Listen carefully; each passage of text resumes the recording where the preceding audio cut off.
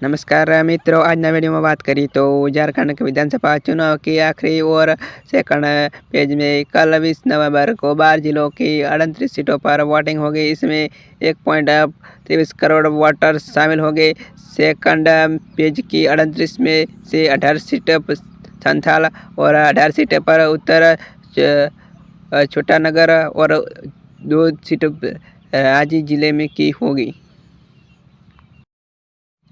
चुनाव आयोग के मुताबिक दूसरे फेज में 528 कैंडिडेट्स मैदान में है।